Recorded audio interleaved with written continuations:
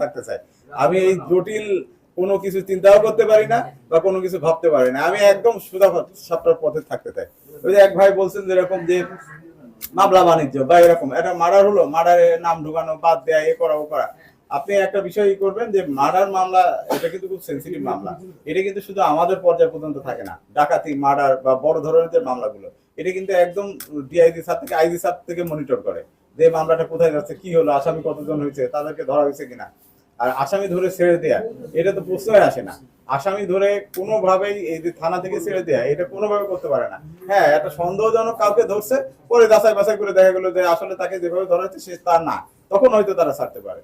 এরকম আরেক ভাই বলছেন যে এদের থানায় টেবিল কি 5,000 টাকা টেবিল এদের বসলে সালিসি, এই বিষয়টা আসলে আমার এই নতুন শুনলাম। আমি আমার অফিসারদের বলবো, বসে এই বিষয়ে আমি করবো। এই ধরনের কোনো কর্মকাণ্ড কোনো জায়গায় ধরবে না। আমাদের যে বিষয়টা হয়েছে কি, আমি যখন ফুলবাড়ি সার্কেল দিনাজপুরে ছিলাম, তখন আমি সার্কেলে ছিলাম এএসপি হিসাবে, সিনিয়র এসপি হিসাবে। তো ফুলবাড়ি সার্কেল দিনাজপুর, ওখানে সার্কেল অফিসটা মনে হতো যে এটা মনে হয় ভূমি অফিস হয়ে গেছে। মানে দুনিয়ার যত জমি জমা সংক্রান্ত বিষয় সব ওখানে দরখাস্ত। আরে আমি তো ভূমি সংক্রান্ত, আমাকে ভূমি সম্পর্কে কোনো দেওয়া হয়নি, কোনো অধিকারই দেওয়া হয়নি। আমি হলো ফৌজদারি আদালতের কাজ করি, আমি তো দেওয়ানি আদালতের কাজ করি না। জমি সংক্রান্ত কোনো বিষয়ে আমি ডিসিশন দিতে পারি না। হ্যাঁ, আমাদের কি হয় যে আমরা মানুষের অনুরোধে, জানে যে পুলিশের কাছে গেলে স্থানীয়ভাবে অনেকে বসে সমাধান পায় না, তখন হলো পুলিশের দ্বারস্থ হয়। আমরা মানুষের অনুরোধে এই কাজটা করি, এটা কিন্তু আমরা বাধ্য না। বা এটা করতে আমরা যদি বলি যে তোমার জমি জমা কি হয়েছে, তুমি আদালতে যাও, দেওয়ানি আদালতে বলো, এটা আমাদের কাজ না।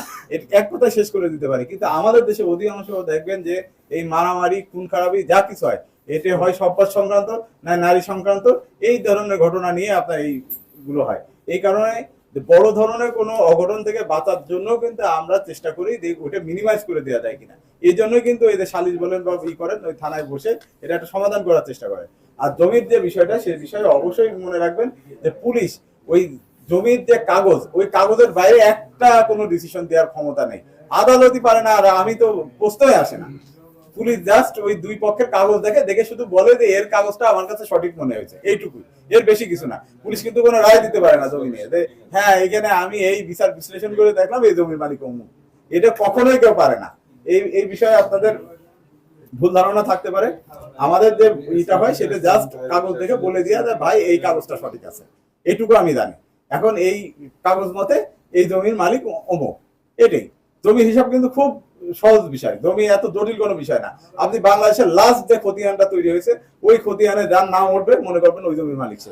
এখন যদি সে প্রমাণ না করতে পারে, সে আদালতে আশ্রয় নিতে পারে। তার যদি কোনো দলিল থাকে পরবর্তী, হ্যাঁ ওই খতিয়ানের পরে যদি ওই জমি উনি বিক্রি করে থাকে কোনো দলিল মূলে, তখন ওই দলিলটা দেখাতে হবে যে এই দলিল মূলে উনি বিক্রি করেছে, তখন সেই দলিল মূলে ওই জমির মালিক যাকে বিক্রি করছে সে হবে। কিন্তু খতিয়ানে যার লাস্ট নাম উঠবে, মনে রাখবেন একটাই হিসাব, সে জমির মালিক উনি। এটা খুব সিম্পল হিসাব। এটা নিয়ে এত জটিল হিসাবে আমরা কি করি, RS দেখায়, CS দেখায়, এ দেখায়, ও দেখায়, এটা কোনো বিষয় না। বাংলাদেশের লাস্ট জমি যেটা হয়েছে RS CS সব রেকর্ড দেখেই কিন্তু লাস্ট রেকর্ডটা তৈরি করা হয়েছে। এই রেকর্ড যার নামে উঠবে, সেটা যদি ভুল করে উঠে থাকে তাহলে সেই জমির মালিক হয়ে যাবে। এবং ওই যদি সে মনে করে ভুল করে উঠে গেছে, সে চ্যালেঞ্জ করতে পারে। ওখানে জমির ইসে চ্যালেঞ্জ করার একটা ইয়ে আছে, আপনার ট্রাইব্যুনাল আছে, সেটেলমেন্ট অফিস আছে, ওখানে দুই পক্ষ 30 ধারা 31 ধারায় মামলা করে সে চ্যালেঞ্জ করবে। তারপর তারা যদি দেখে হ্যাঁ ভুল করে উঠে গেছে, তারা সংশোধন করে দেবে, আবার খতিয়ান সংশোধন হবে, হয়ে গেল। এটা এমন কোনো জটিল কোনো বিষয় না। এটা নিয়ে আমাদের আসলে পুলিশের তেমন কিছু করার থাকে না। কিন্তু আমরা বাধ্য হয়ে করি যেন ওই এলাকায় কোনো খুন খারাপি না হয়, কোনো মারামারি, বড় ধরনের কোনো ফ্যাসাদ না হয়। আমরা যদি না করি, তখন বলবো কি পুলিশ করেনি বলে ওই ওখানে বড় ধরনের একটা খুন হয়ে গেল, এটাই আর কি। যাই হোক, সত্য খবর।